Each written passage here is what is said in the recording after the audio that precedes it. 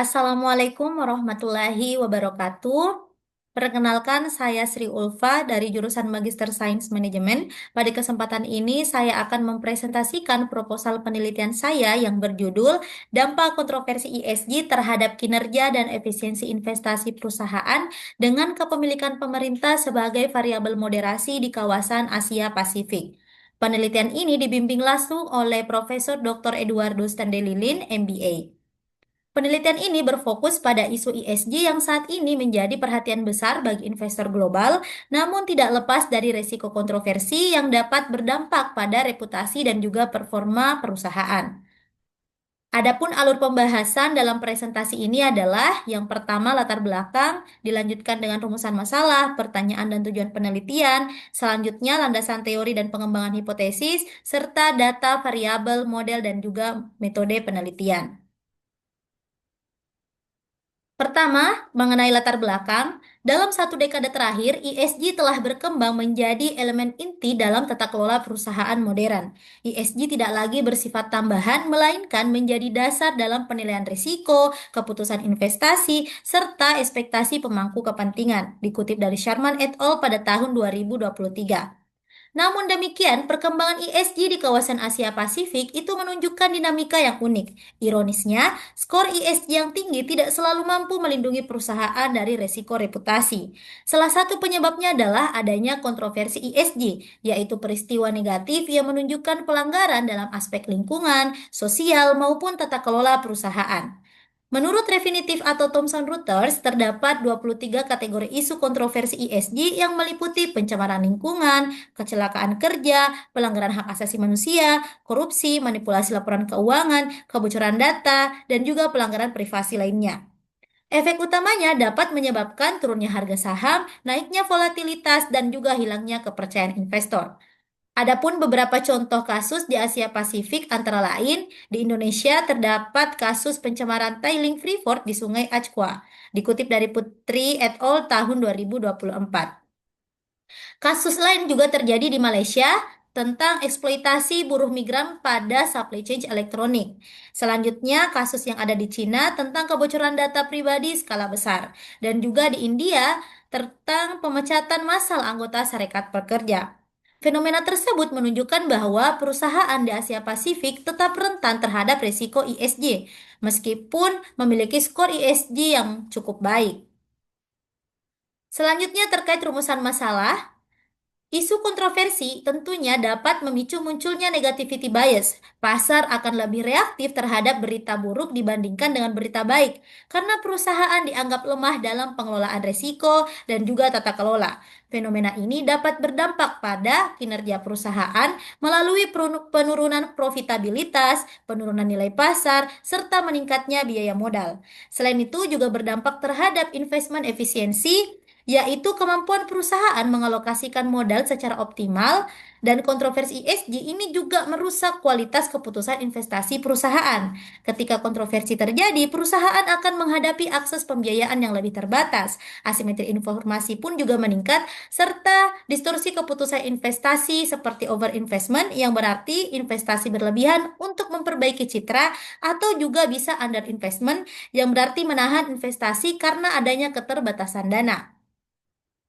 Mengingat tekanan terhadap kinerja dan kualitas investasi tersebut, penting untuk diidentifikasi faktor yang dapat memperkuat atau melemahkan kedua dampak tersebut. Dalam hal ini, kepemilikan pemerintah memiliki dual effect.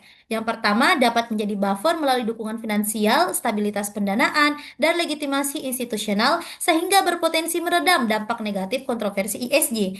Namun, juga berisiko menimbulkan intervensi politik, soft budget constraint, dan inefisiensi investasi.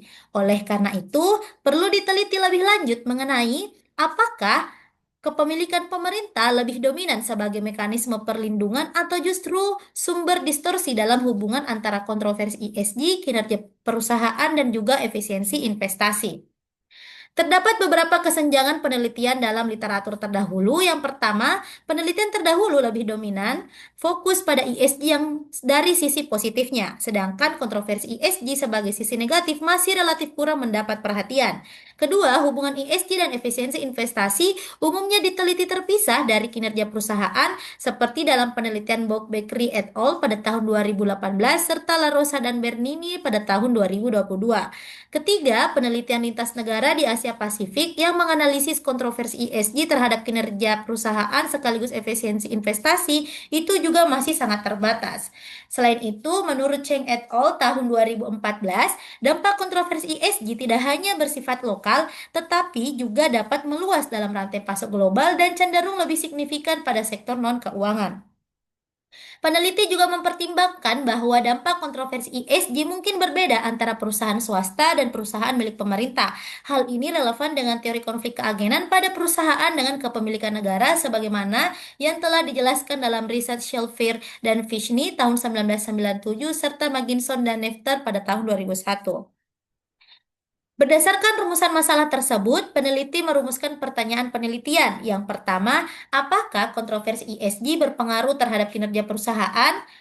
Apakah kontroversi ESG berpengaruh terhadap efisiensi investasi perusahaan? Yang ketiga, apakah kepemilikan pemerintah memoderasi pengaruh kontroversi ESG terhadap kinerja perusahaan? Yang keempat, apakah kepemilikan pemerintah memoderasi pengaruh kontroversi ESG terhadap efisiensi investasi perusahaan? Adapun tujuan penelitian adalah menguji secara empiris hubungan kontroversi ESG terhadap kinerja dan efisiensi perusahaan, serta menguji peran moderasi kepemilikan pemerintah dalam hubungan tersebut. Selanjutnya, landasan teori dan pengembangan hipotesis. Dalam penelitian ini, peneliti menggunakan tiga teori utama. Yang pertama, peneliti menggunakan agensi teori dari Jensen dan McLean pada tahun 1976. Teori ini menjelaskan bahwa kontroversi ESG dapat memperburuk konflik antara manajer dan juga pemegang saham.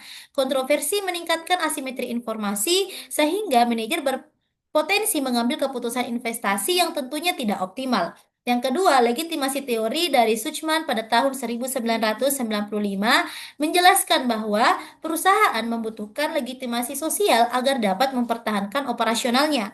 Kontroversi ESG dapat mengancam legitimasi tersebut karena menunjukkan ketidaksesuaian antara klaim perusahaan dan juga praktek yang telah dilakukan. Yang ketiga, peneliti menggunakan stakeholder teori dari Freeman 1984 yang menjelaskan bahwa perusahaan harus memenuhi ekspektasi stakeholder seperti masyarakat, konsumen, pemerintah, dan juga investor. Ketika terjadi kontroversi ESG, stakeholder dapat memberikan tekanan berupa boikot, protes, maupun juga regulasi. Akibatnya, perusahaan mengalami gangguan operasional, peningkatan biaya, serta penurunan reputasi yang pada akhirnya menurunkan kinerja perusahaan. Berdasarkan teori dan juga studi empiris, maka peneliti mengembangkan hipotesis. Yang pertama, pasar cenderung menafsirkan kontroversi ESG sebagai indikasi lemahnya manajemen dan pengendalian internal. Hal ini meningkatkan persepsi risiko perusahaan dan juga biaya modal, sebagaimana yang telah dijelaskan dalam penelitian Ghost dan Roberts tahun 2011 serta Cheng et al. Tahun 2014. Secara empiris, kontroversi ESG terbukti menyebabkan abnormal return itu menjadi negatif, serta penurunan pada profitabilitas dan penurunan valuasi perusahaan seperti yang telah dikemukakan oleh Kruger tahun 2015 serta Gofur dan Gould tahun 2024. Selain itu, juga terdapat fenomena negativity bias, yaitu dampak negatif kontroversi lebih besar dan juga bertahan lebih lama dibandingkan dengan dampak positif ESG, sebagaimana yang telah dimukakan oleh Park dan Riven pada tahun 2022. Maka hipotesis pertama adalah semakin rendah tingkat kontroversi ESG, maka semakin tinggi kinerja perusahaan. Kemudian, untuk efisiensi investasi, kontroversi ESG akan meningkatkan asimetri informasi dan pembiayaan eksternal yang dapat memicu underinvestment. Di sisi lain, manajer juga dapat melakukan overinvestment defensif pada proyek CSR untuk memperbaiki reputasi seperti yang telah dijelaskan oleh Luo dan Bedkeri pada tahun 2009 serta Hong dan Lickwash pada tahun 2016. Bukti empiris juga menunjukkan bahwa kontroversi ESG meningkatkan deviasi investasi dari tingkat optimal, khususnya pada perusahaan dengan kendala finansial sebagaimana yang telah dijelaskan oleh Chen et al. Pada tahun 2023 dan juga Gu dan Li pada tahun 2025. Maka hipotesis kedua adalah semakin rendah tingkat kontroversi ESG, maka semakin tinggi efisiensi investasi perusahaan. Selanjutnya, moderasi kepemilikan pemerintah. Pada bagian ini, peneliti memasukkan variabel moderasi, yaitu kepemilikan pemerintah atau state ownership enterprise. Kepemilikan pemerintah dapat memberikan dukungan pembiayaan yang lebih stabil atau disebut sebagai soft budget constraint, sebagaimana dijelaskan oleh Lee et al. Tahun 2022 serta He et al. Tahun 2023. Selain itu, perusahaan milik pemerintah dapat memperoleh perlindungan politik, sehingga tekanan pasar dan risiko penurunan kinerja cenderung lebih rendah. Beberapa studi empiris juga menunjukkan bahwa badan usaha milik negara itu mengalami penurunan kinerja yang lebih kecil setelah kontroversi ESG dibandingkan dengan perusahaan swasta. Dengan demikian, hipotesis ketiga, kepemilikan pemerintah dapat memperlemah hubungan antara kontroversi ESG dan juga kinerja perusahaan.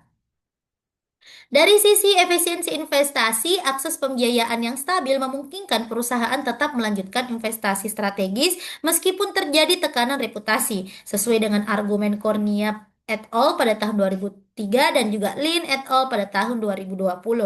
Hal ini penting di pasar berkembang di mana kendala finansial menjadi sumber utama inefisiensi investasi. Bukti empiris juga menunjukkan bahwa perusahaan non-pemerintah lebih rentan mengalami inefisiensi investasi setelah kontroversi ESG. Dengan demikian, hipotesis keempat dirumuskan kepemilikan pemerintah memperlemah hubungan antara kontroversi ESG dan efisiensi investasi perusahaan. Selanjutnya, kerangka konseptual. Slide ini menampilkan kerangka konseptual penelitian di mana kontroversi ESG sebagai variabel independen yang diuji pengaruhnya terhadap kinerja perusahaan dan efisiensi investasi. Kemudian kepemilikan pemerintah digunakan sebagai variabel moderasi untuk melihat apakah perusahaan milik pemerintah lebih mampu melemahkan dampak negatif kontroversi ESG. Selanjutnya metode penelitian. Selanjutnya, peneliti akan menjelaskan data variabel serta metode analisis yang digunakan dalam penelitian ini. Penelitian ini menggunakan data panel. Unit cross section adalah perusahaan non-keuangan yang terdaftar di Bursa Efek Asia Pasifik pada 12 negara, yaitu Australia, New Zealand, India, China, Hong Kong, Jepang, Korea Republik, Indonesia, Malaysia, Filipina, Thailand, dan juga Singapura. Periode penelitian adalah tahun 2014 hingga tahun 2024 dengan data tahunan. Teknik sampling menggunakan purposive sampling dengan kriteria perusahaan yang memiliki data kontroversi ESG, kepemilikan pemerintah, dan juga laporan keuangan lengkap. Adapun sektor keuangan dikecualikan karena memiliki regulasi khusus dan untuk menjaga homogenitas sampel. Data perusahaan diambil dari Refinitiv Icon, sedangkan data makroekonomi seperti GDP growth dan juga inflasi diambil dari World Bank. Selanjutnya, sampel penelitian. Berdasarkan proses seleksi sampel diperoleh populasi awal sebesar 28.028 perusahaan. Setelah dilakukan eliminasi perusahaan yang tidak memiliki data lengkap, maka diperoleh sampel akhir sebesar 1.091 perusahaan dengan total observasi penelitian sebanyak 4.405 observasi. Selanjutnya, definisi operasional variabel. Pada penelitian ini menggunakan dua variabel dependen, yaitu kinerja perusahaan yang diukur menggunakan dua indikator, yaitu ROA yang dihitung melalui laba bersih dibagi dengan total aset, kemudian Tobin Q yang dihitung menggunakan market capitalization ditambah total liabilitas dibagi dengan total aset. Yang kedua, variabel dependen yaitu efisiensi investasi yang diukur menggunakan model Chen tahun 2011. Variabel independen di sini adalah kontroversi ESG diambil dari sumber Refinitiv Icon yang mencakup 23 isu kontroversi. Skor yang mendekati 100 akan menunjukkan kontroversi rendah, sedangkan skor yang mendekati 0 menunjukkan kontroversi yang tinggi. Variabel moderasi di sini adalah kepemilikan pemerintah atau juga state ownership enterprise yang diukur menggunakan presentasi kepemilikan pemerintah dari skor 0 sampai dengan 100%. Variabel kontrol pun mencakup cash holding, liquidity, board size, GDP growth, inflation, serta dummy COVID. Selanjutnya terkait model penelitian, peneliti menggunakan model regresi panel data di mana model pertama menguji pengaruh kontroversi ESG terhadap kinerja perusahaan, model kedua memasukkan variabel interaksi antara kontroversi ESG dan kepemilikan pemerintah untuk menguji efek moderasi, dan yang ketiga model serupa juga digunakan untuk efisiensi investasi. Selanjutnya, tahapan analisis data yang dimulai dari analisis deskriptif, menghitung min, standar deviasi, minimum, maksimum, dilanjutkan uji asumsi klasik yang meliputi uji multikoliniaritas yang bertujuan untuk melihat apakah terdapat hubungan antara variabel independen yang digunakan. Selanjutnya, uji heteroskedastisitas bertujuan untuk mengetahui apakah terdapat permasalahan heteroskedastisitas. Kemudian dilanjutkan pengujian hipotesis yang akan dipilih menggunakan uji Hausman untuk menentukan apakah menggunakan fixed effect model atau random effect model. Kemudian menggunakan uji robustness test dengan menggunakan model dari Bitley 2009 untuk memastikan bahwa hasil uji yang digunakan sebelumnya menggunakan model Chen tahun 2011 itu bisa tetap konsisten. Terima kasih atas perhatian teman-teman setelah menonton video presentasi ini. Demikian pemaparan yang dapat saya sampaikan. Terima kasih juga saya ucapkan kepada Bapak Ibu, dosen pembimbing, dan rekan-rekan semua. Saya sangat terbuka untuk masukan, pertanyaan, maupun diskusi lebih lanjut terkait rencana penelitian saya ini. Sekian dari saya. Wassalamualaikum warahmatullahi wabarakatuh.